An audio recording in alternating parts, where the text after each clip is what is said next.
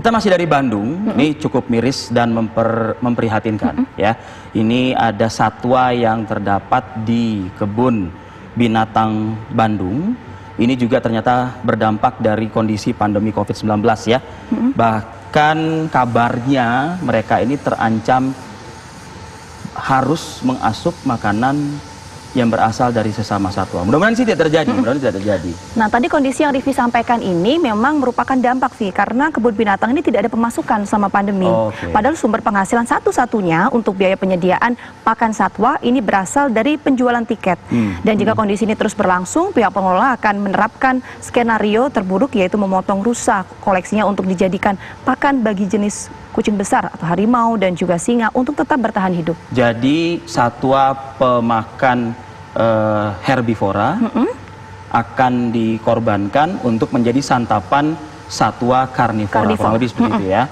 Mudah-mudahan sih tidak ya. Karena memang wali kota Bandung pun juga sudah berjanji akan segera turun tangan untuk mencari solusi, mencari dana juga kabarnya. Bantuan ya. Cukup besar loh katanya.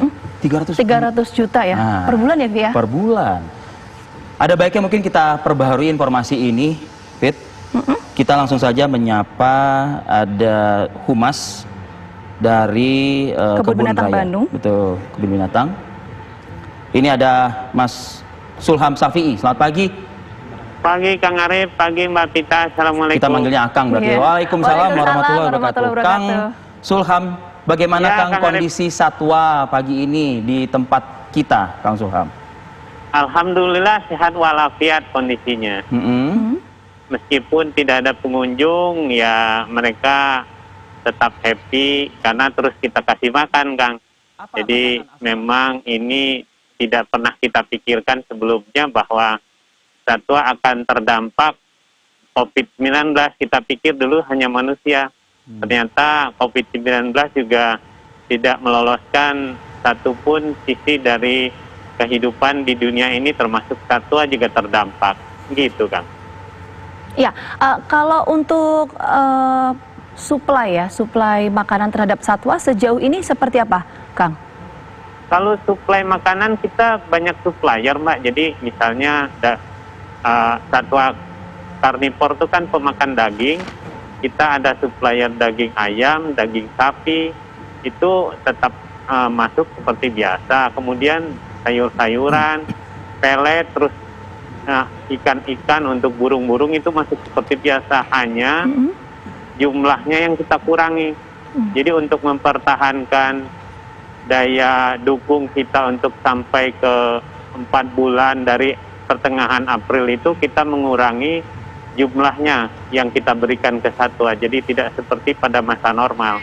Jadi kalau pada masa normal, khususnya satwa karnivor kita, kucing-kucing besar itu misalnya makan 10 kilo sekali makan. Jadi mereka makan tuh 2 hari sekali. Sehari makan, sehari libur. Pada masa normal juga begitu. Nah, misalnya 10 kilo, pada saat ini kita kurangi menjadi hanya 8 kilo saja. Tapi itu masih tetap masuk dalam batas ambang animal welfare atau kesejahteraan satwa. Karena kalau tidak di situ, kita nanti diprotes NGO, Kang. Ya, betul, betul. Kang Sulham, saya ingin mengkonfirmasi mengenai pemberitaan juga ya, mengenai adanya subsidi nih di kebun binatang, subsidinya tapi nggak enak dengernya gitu. Hewan pemakan herbivora ya, ini bisa disantap nanti bila mana kondisi tertentu tentunya ya oleh satwa karnivora. Ini penjelasannya dari Kang Sulham bagaimana? Jadi ada organisasi induk kita, Kang, namanya Perhimpunan Kebun Binatang se-Indonesia. Dalam rapat-rapat itu disimpulkan bahwa yang harus diselamatkan yang terutama adalah endemik atau satwa eksotis kita.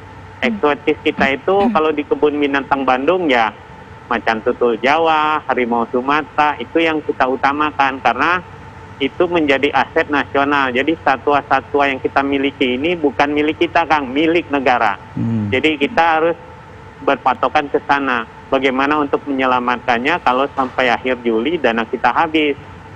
Kita sudah siapkan skenario terburuk yang semoga tidak terjadi.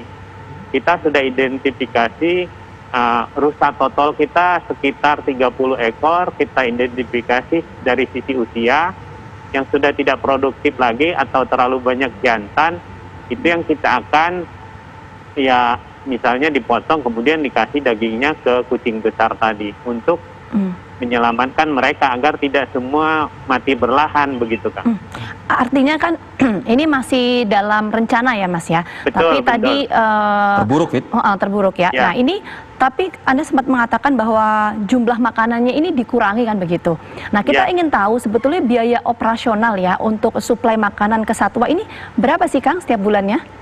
Kita hampir tembus 300 juta ya. 300 kurang sedikit itulah dana yang kita butuhkan untuk membeli berbagai macam dari jenis-jenis pakan untuk 850 ekor satwa yang ada di kebun binatang kita ini. Nah, untuk menjaga titik itu biar agar dana kita cukup panjang, sekarang manajemen melakukan ya pengurangan pakan tadi, misalnya substitusi dari kalau zaman normal 10 kilo itu 50%-nya adalah daging sapi, 50%-nya daging ayam. Sekarang ketika masa pandemi ini kita kurangi jadi 8 kilo, 5 kilonya daging ayam, yang sisanya daging sapi. Artinya ada pengurangan pengeluaran yang lumayan besar di situ. Kemudian juga kita yang cukup kerasa itu kita memiliki 2 ekor gajah yang kalau gajah itu makannya adalah 15% dari berat tubuhnya. Kalau 1 ekor itu hampir 300 kilo dia makan sehari rumput gajah. Kemudian makanan tambahannya ada tebu, ada pelet, ada pisang, kemudian ada juga wortel, kemudian ada beberapa pakan tambahan lainnya. Jadi itu yang kita keluarkan tiap bulan, Mbak. Baik, Kang Sulham Safi, terima kasih atas penjelasan paparan Kang Sulham. Tetap semangat Kang, jangan lemes Kang. Ya, meskipun puasa juga, tapi hewan-hewan membutuhkan Akang dan juga kawan-kawan semua yang masih memperhatikan satwa-satwa di sana. Terima kasih. Assalamualaikum. Kang Sulham, Fit, kurangin makan, sisihkan untuk kebun binatang. Gitu ya. Sekaligus biar bisa menyisihkan berat badan ya, Via. Betul nggak? Tadi bayangin kan beratnya itu sampai berapa? 300 kg kan? Nah, ini dia nih. Ya, jadi kurang-kurangin makanan, Fit. Nah, itu ya. Itu juga diharapkan nanti bisa ini, Via, bantuan segera datang, ya kan? Bisa seenggaknya itu satwa yang ada di kebun binatang Bandung ini bisa makan, ya kan? Sesuai dengan porsinya. Misalnya sehari 3 kali, apa sehari 2 kali kayak kita, sehari 3 kali. Semoga juga bisa berlaku untuk satwa-satwa di sana. Kita kan nggak puasa, sehari nggak 3 kali ya, belum puasa sehari cuman. Kan kalau normal, ya kan? Kalau normal. Tapi kita nggak usah berdebat soal itu ya.